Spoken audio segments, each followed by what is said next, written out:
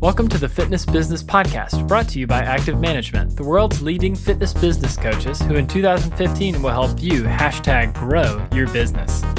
This is the world's #1 podcast for fitness business owners and managers. We interview real owners and learn what has been working for them to make them so successful. Here's the host of the Fitness Business Podcast, Chantal. Welcome back, everyone. You're listening to the Fitness Business Podcast. We are back for another week. I hope it's been a great one for all of you. We had a bit of a winning week ourselves this week because thanks to you, we had over 1,600 downloads of the show last month, which is pretty incredible. So we are very, very excited, and we decided to celebrate by awarding some of our guests with a milestone award. And they're the guests that had the highest downloads so far, which were Show 4, Amanda Vogel, who spoke about social media, Show 6, Bill McBride, who talked about strategy, and Show 15, Mark Miller, who talked on leadership. So if you missed any of those shows or any of the other shows, you can always jump back and listen to them at any time, at your convenience, directly from the website, which is fitnessbusinesspodcast.com. Or, of course, you can always subscribe on iTunes. That way you're never going to miss a show. So I was thinking about how I can summarize this week's show for you. And the best description that I could come up with is that it's kind of a buffet of information this week. There is a whole lot of variety, and there's a little bit of something for everyone in this week's show. JT drops by and tells us about an experience that he had as a consumer that really hasn't ended all that well. We reflect back on a few of our previous shows, plus we take a look at some examples of businesses that have implemented one of the consumer trends that we've been covering in the last few months. Now, if you heard last week's show, you will know that we have an amazing giveaway for September, and you've still got a chance to go into the draw. Now, the prize that we're going to be giving away is the Ambit 3 Sport heart rate monitor, and it is thanks to Sunto, Precor, and Amma Sports. So thank you so much for that prize.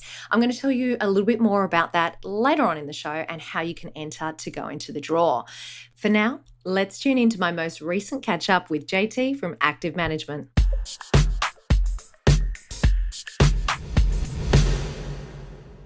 Welcome back to the show, JT. What has been happening with you recently? Well, let me tell you, I am floating on dopamine. Well, you know dopamine's a good drug. I do. But it's an addictive drug.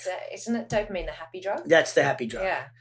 And there's some research that seems to indicate that every time you get a like on a Facebook post, you get a little squirt of dopamine. I've heard this. So what are you trying to tell us? You've had some popular Facebook posts? I had my birthday, and I had all these really nice people from around the world put a post on my timeline, and I'm going, how cool is that? So if you get a little tiny squirt of dopamine for a like, I must have been gushing with dopamine. So I want to thank everybody that sent me a happy birthday message on Facebook. I very much appreciate it. But it really, I got to admit, over the 3 or 4 days around before, after the birthday, it is addictive.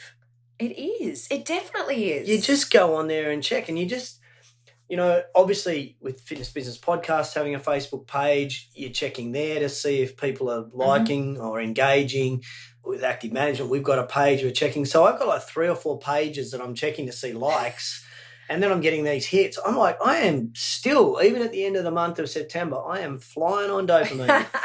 So, if you've got somebody in your business and they're running the social media campaign in your business, then it's a very cool place to start for them every day, is see how many likes they've got, because that'll get them off on a humdinger of a day. Good tip. Talking of social media, I want to give you an example and give everybody an example of social media.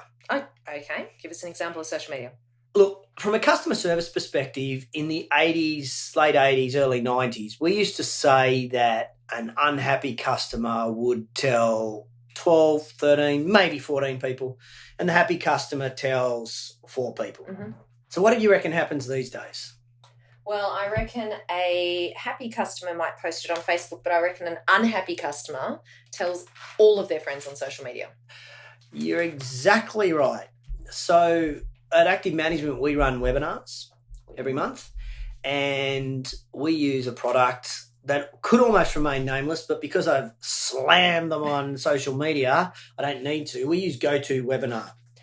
And we've had a lot of issues, and Chantel, you'll attest to this around the syncing between the videos and the voiceover, and no one really gives a toss about what the problem was. But we go to them and we say, hey, listen, can you please help us out? This is proving to be expensive because it's not coming out right.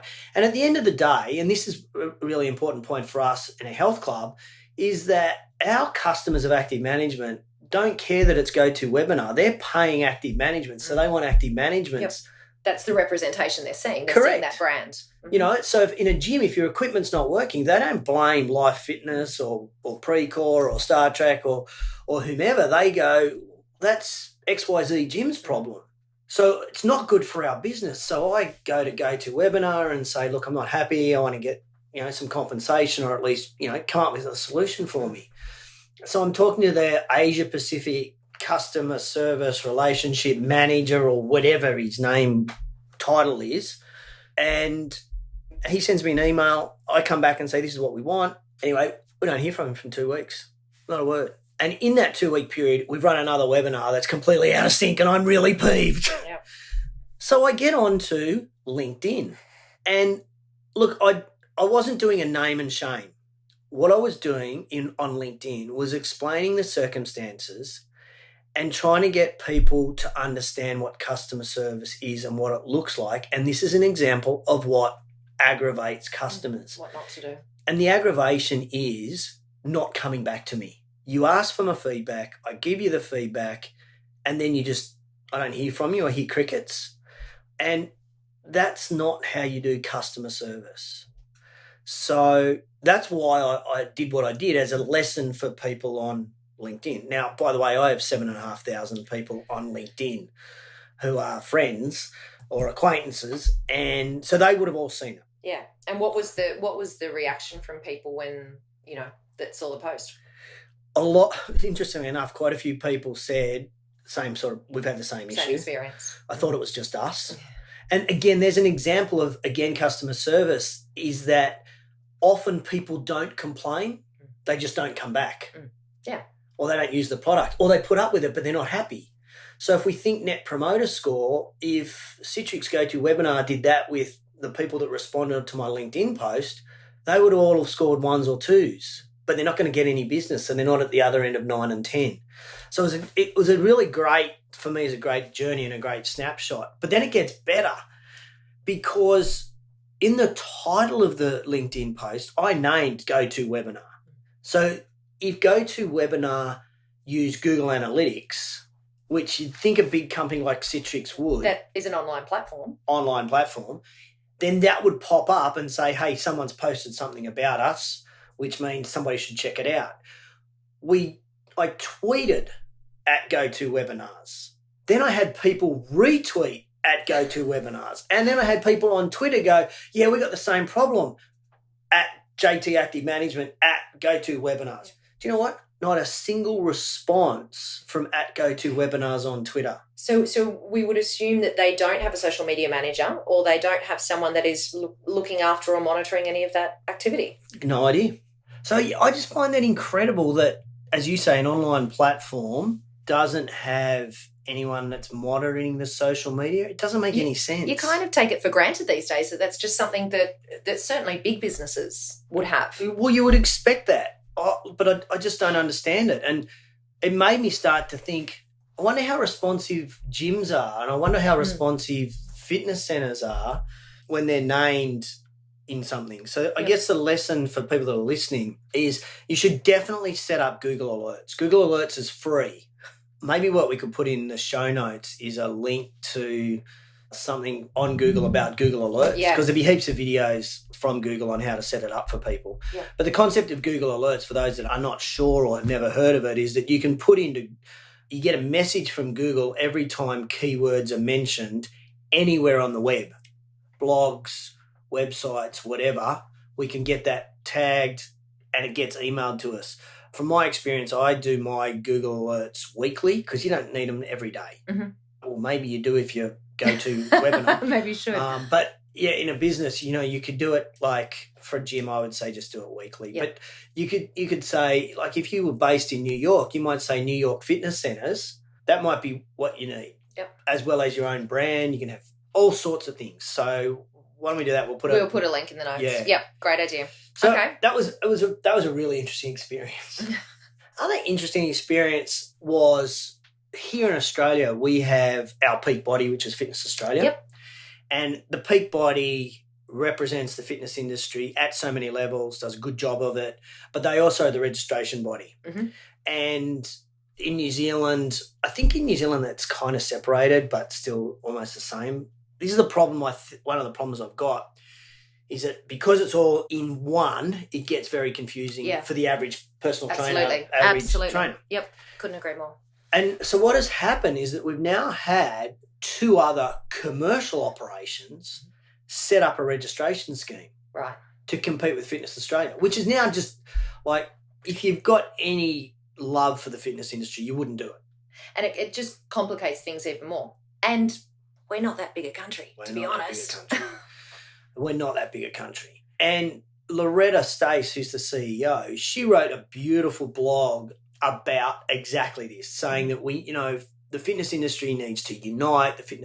We don't need fragmentation. We need one body to speak to the government. We need all of this sort of thing. And her points were extremely valid. Mm-hmm. But it got me thinking. Mm-hmm. And it got me thinking along the lines of this. What's Fitness Australia worried about? Like if 2 commercial operations open up, what are they worried about? If they're doing a good job, their customers won't go anywhere.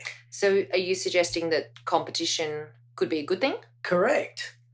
Because then it got me thinking about our industry, and we started with big box gyms. And the members said, hang on, you're not meeting our needs. So because the gyms weren't meeting the needs, they then went to personal trainers for programming. And then I went, well, you're still not meeting my needs, so I'm going to join a studio or a boutique club. You're still not meeting my needs, so I'm going to join a CrossFit. And by the time the average gym realised that they weren't meeting the needs of the customer, it was too late. The customer had already joined somewhere else and started a relationship with another body. Not a body as in a human body, but another operation or another business. Yep. And so the Fitness Australia thing really got me thinking about, as a business, do we really know what our customer is thinking? Do we just assume that they're happy? What are we doing to proactively stop people leaving so that we can do stuff, whatever that stuff may be? It's a very technical Australian term, stuff, but we can do stuff to adapt. And what I find a lot in our industry is that gym owners are looking for the next thing, gym managers are trying to, up the service or whatever, but we don't actually ask the customer. And I call it the shiny bright object syndrome. And we put in these shiny bright objects, but more often than not, they're not interested. In fact, the gym that I train at, I was talking to some members there a couple of years ago, and they said, we've got all this great new gear, but wouldn't it be nice if just the air conditioning worked? And I'm thinking, the gym owners here have completely missed the mark. Yeah. So I think, I obviously I like SurveyMonkey as a method for surveying our customers, but I think that's something we should do more often. We should be more aware of that so that we can adapt our service, input new services, whatever it may be, based on the needs of the customer. If you're in Australia, register with Fitness Australia. We just need one Peak Body. You heard it here first. So, JT, what else has been happening? What else have you been up to? Oh, look, I not much really, because I've been at home and having a birthday and eating chocolate cake. So getting lots of Facebook bars. messages. Thanks. Yeah, I got to admit, I loved Mark Miller's show, which was, I think it was show 15. Yep, show 15. Yeah. I have to agree. It was honestly one of my favourites. Hey, you know what you should do? Tell me, what should I do? I reckon you should do a show of all your highlights of podcast shows. I like the way you think. I think that's an awesome idea. Why don't you do it at a milestone? Let's do show 20. Show 20. So what are we today? We're show 18. Okay, so I've got 2 weeks to get my together. Yep. And produce a highlights reel, should we call it? Love it. Done. Okay. That's awesome. I like your suggestion. Good. So I really liked Mark's. There were some amazing take-homes from that I just completely blown away. He's just such a cool guy. And I love the fact that he thinks I'm a mentor. He's kidding himself, isn't he? I love that he's a mentor. He's awesome. But I found particularly interesting in show 16, Emmett Williams talking about the floating of Soul Cycle. Yeah. Found that really cool. Yep. I assume you've taken up the challenge to try to find the girls. I'm currently in the process of trying to seek one of the girls from Soul Cycle to have a chat and join us on the show. That'd be cool.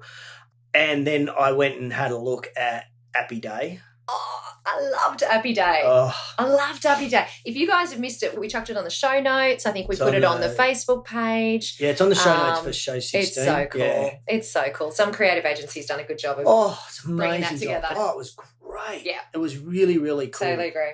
So I got to be honest, when I don't travel too much, it allows me to do a bit of a catch-up. And so I re-listened to quite a few of the old podcasts and some of the shows, and you're doing a great job. Congratulations. Oh, thank you very much, JT. And look, I mean, it's a testament to the amazing guests that we have been able to get. And what I'm loving about the show is that we have got such a broad range of guests as well, with different, we had Brian O'Rourke on, who was talking all about technology and all the cool stuff that's happening. Mark Miller that was talking about leadership. And of course, you come and talk to us about consumer trends. So we hope that you guys are loving it as well. So listen, JT, last time we caught up, which was back in show 14, you said to us that you're going to share some industry examples around consumer trends. So what have you got for us? Well, I got a few different ones and some cool ones, and ones that I think are really easy for clubs or studios or a PT in a park to be able to implement. Cool. One of them, well, let's just say they revolve around my birthday. I was really, really chuffed that I got an email from my gym, acknowledging that it was my birthday. Yep. And in that email, it also gave me a free BioAge assessment. I went, that's pretty cool. Mm-hmm. Thought that was really, really cool engagement with your customer. Yeah.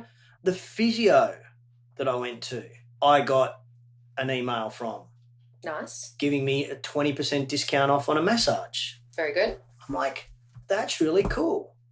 And then I got an email from, I think it was Row House in New York. Oh, which was only, 8 weeks ago that you were there? Yep. Wishing me happy birthday and saying come back. I think it was Row House or was it Mile High Club? I don't know. Mile High Run Club, sorry. It was one of those two, and I got an email from them wishing me happy birthday, and I'm like, now that's really cool because I'm not a customer of theirs. No, you were like what? It was a one-off visit.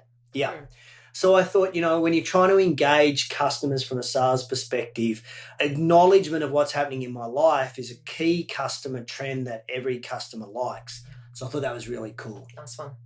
I also did some work this week with a charity here in Australia called Australian Heart Research Association. Mm-hmm.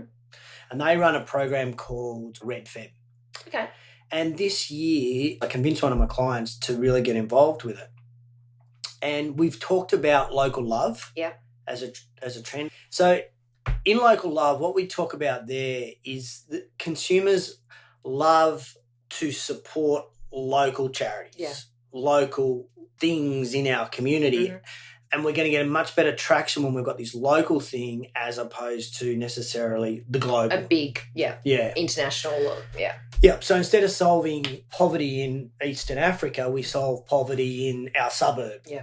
Then our members are going to be, let's collect blankets for homeless people in our suburb as opposed to anything else. The bigger pictures. And Anytime Fitness in St Mary's, Shane Casey did an amazing job with Red Feb. They raised some great money. They raised enormous amount of awareness in their community where they were out doing power walks and they were doing a whole bunch of stuff to support the Red Feb. But what really was profound for me is how he got his team to buy in. Okay, tell us about it. Well, he just went to them and said, this is the situation in relation to heart disease. Mm-hmm. In fact, the marketer of heart disease in Australia should be fired because the marketer of heart disease is doing a terrible job. We know that a lot of people die of breast cancer. Yeah. More people die of heart disease than breast cancer. Yeah. And heart disease is not discriminative. Mm. It's got nothing to do with male, female, old. Yeah. It's your heart. Yeah. So we need to know our numbers. We've all got one. It's our engine. So, the way Shane explained this to his team, got his team involved, but then got the local community involved was just incredible. Yeah. And it just proved to me that at that local level, your members and your staff will get involved, as opposed to necessarily working on these big picture operations. I know Ben Lucas here in Sydney, he runs a club called Flow Athletic, and they did an event recently and they raised, I want to say nearly, if I said $18,000, it could be 30, but it was thousands and thousands of dollars for depression. Beyond Blue. Beyond Blue. And again, that's local, so the money goes back into the community in that local community. And I think that's why they get that traction. Yeah. You know, so for everybody out there, I'm going to connect with Christine Thackelwitz from the ACAC and see if we can get her as a guest on, because they do an amazing job about raising money for local charities, selling 30 days for $30. Right, yeah, I'm definitely keen to hear more about that. In fact, it was only in last week's show with Reese Kudafani, which was show 17, it was only in that show that Reese was telling us about some local opportunities, local love that they did with their customers. And I think the point that he made was that it actually doesn't need to be something that is massive. You don't have to every single time raise $50,000. It can be as simple as just doing something where you're contributing your time, where your team or your staff are giving up their time and interacting with the people in the local community. I mean, his example was they drove the coffee truck down to the local sports field. I think it was a gold coin donation for a cup of coffee. Yeah. And all of that money went to the local little kids footy team. Oh, how cool. So it's on a smaller scale, but it's still the same principle as far as that local love goes. Well, you're probably wondering today why I'm wearing a rugby jersey. I was going to ask you about that rugby jersey. Because I've got a very nice shoes and pants on and a rugby jersey. Like you're kind of a bit confused today. Yeah. Well, this is in Australia, it's Jersey Day today, the day we're doing this recording. And Jersey Day is, again, local love, where we're trying to raise awareness for organ donation. And by wearing a jersey, it means that you're basically having a conversation with your loved ones to explain it. And that has come out of a PT studio in northwestern Sydney, Australia, where they have promoted it, working with one of their members whose son died and got hit by a car, but saved, 10 or 12 lives through his organ donation. I didn't know that's how it originated. Yeah, wow. It's amazing. Wow, there you go. So again, this whole local love, love it. Love it. Yep, good stuff. It's funny you talk about Reese, because I did listen to his show 17, and in one of his clubs that I've been into, he had, as old school as this is, a list of their top users in the club. Oh, really? Like we're talking up on the wall? Yeah, up on the wall. Yep. So, we've talked about this of how important status is. Yeah. And in his club, he had a list of the top 20 people that visited the club in the month. And I remember when I had my club back in the early 1990s, and you remember, so the top 40 list for us was like, and anybody who's under the age of 25 would not remember top 40 lists, but over 25 listening you would. And it was just a list, like we had a record list. So there was the position that you were, the person's name, how many weeks you'd been in the top 40 visitors for the club, and where you were last month. And then we had, of course, with a bullet, people who just came from nowhere and got on the top 40 went straight to the top of the list. Yeah. And, I think that's just such an easy thing for a club to do, such an easy thing for a studio to do, that here are our top users for the month, and just acknowledge them. Love it. And you know what, JT, it goes back to where we first started the show, that little hit of dopamine when you look up on that board and go, that's me. How good am I? I'm on the list. I'm on the list. And therefore your customers are feeling great about themselves. That's exactly right. Yeah. I mean, it's just understanding the consumer. And then we've also interviewed on one of the shows, I think it was show 13, Darren Shaw. Yeah, it was. So I went to Darren Shaw's club. CrossFit Ignite. Yeah, CrossFit Ignite. I went to his club and had a look. Cool. What was it like? Great club. Mm-hmm. But one of the parts of the club, behind his reception, he has 2 walls of photos. Yeah. And on one, as you look at the wall on the left-hand side, are individual photos of all his 5-year members. Right. And on the right-hand side are individual photos of all his 10-year members. Oh, wow. How cool is that? That's amazing.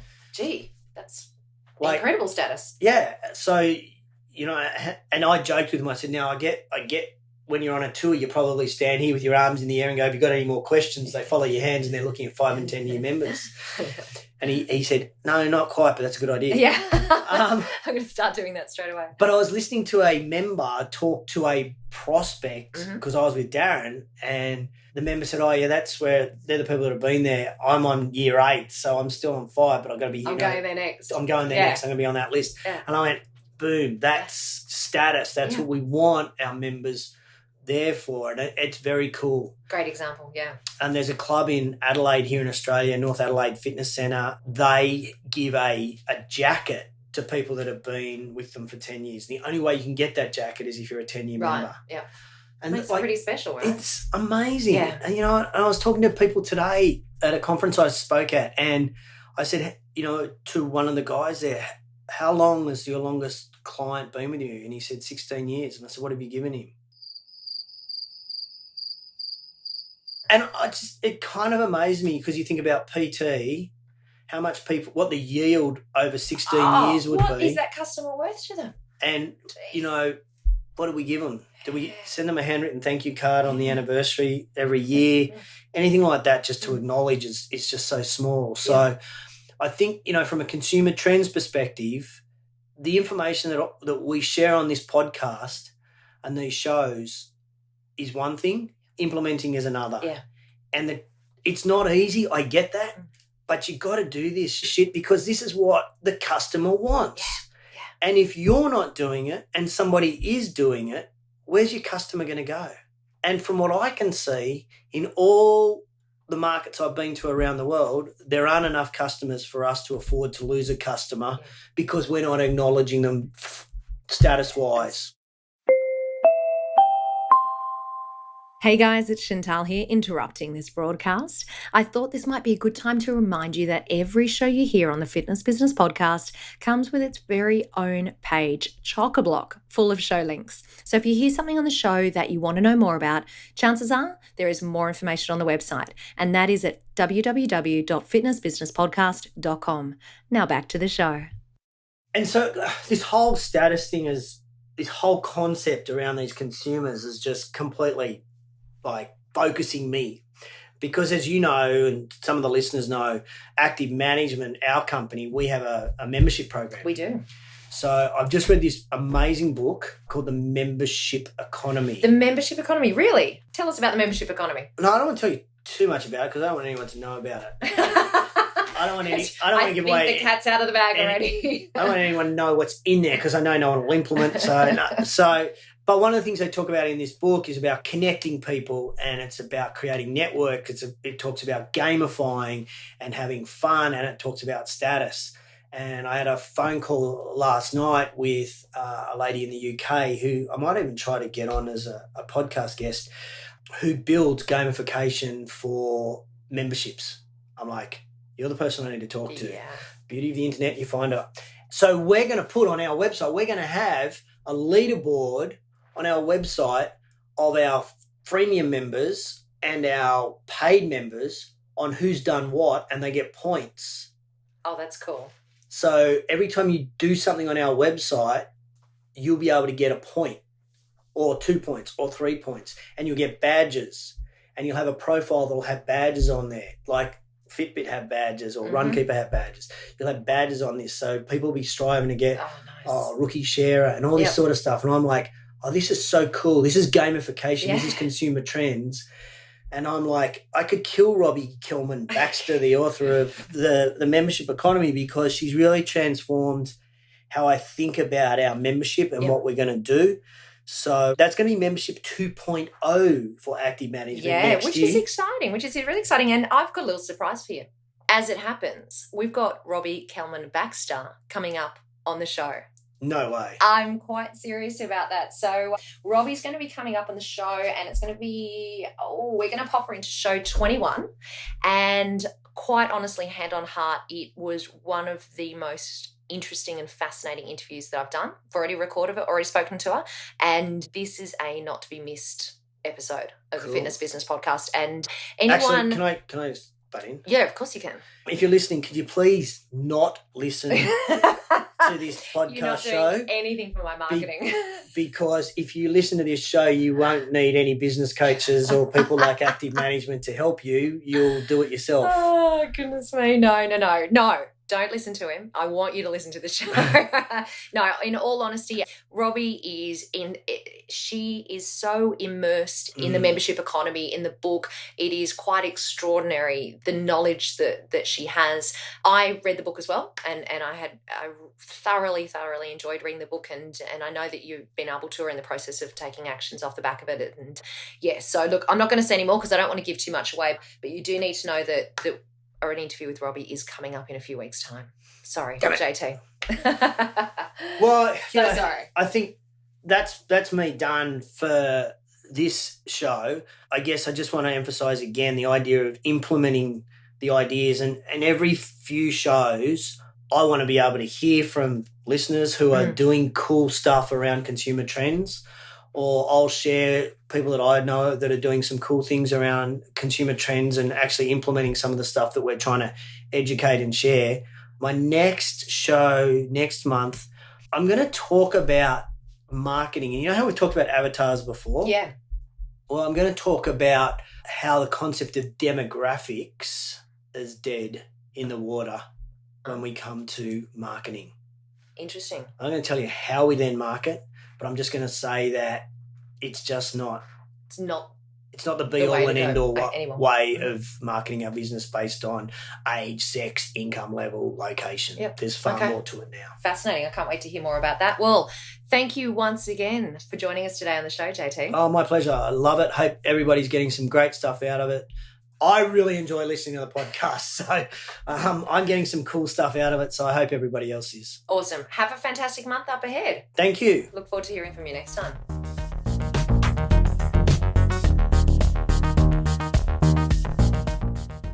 As you know, one of our goals at the Fitness Business Podcast is to help you grow your business. So I love it when I can tell you about solutions to help you do just that. One of our podcast sponsors is Tribe Team Training, and I'll tell you exactly why you need to remember that name. Let me start by asking you 3 questions. Is your club struggling to grow your membership numbers because of more and more competition? Is your club under pressure to reduce membership fees for your existing members? Do you lose members who go to niche small group programs like CrossFit, boot camps, and boxing, where they often pay double what they're paying with you? Well, the good news is that some clubs have found a new way to grow their club's revenue and profit without having to sell extra memberships. They're doing this by implementing a highly profitable small group training system called Tribe Team Training.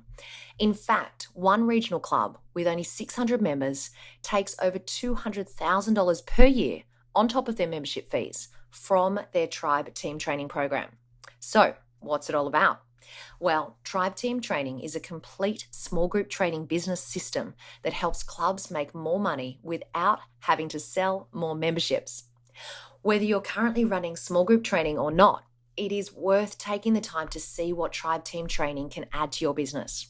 In fact, some clubs have grown to over 30, 40, and 50 sessions per week, with members paying $10 to $15 extra per session. Most clubs have underutilized space or time that can be generating extra cash for the club, extra work for the trainers and the Group X instructors, plus delivering outstanding results for members. The Tribe programs work on large exercise floors and in small functional training spaces with as little as 60 square meters. You may have already have functional training equipment, but without the consistent delivery of fresh programs, it's difficult to take maximum advantage of it. Now, regardless of the success of your current programs, Tribe is offering club owners a free online briefing so you can see for yourself the difference between team training and small group training, the difference it can make to your members, the opportunities it gives to your trainers and instructors, and the extra income it can add to your club. So, to register for your free briefing, all you need to do is head over to tribeteamtraining.com or tribeteamtraining.com.au. Let me tell you those addresses again. It's tribeteamtraining.com or tribeteamtraining.com.au. And of course, a copy of both of those website links will be in today's show notes.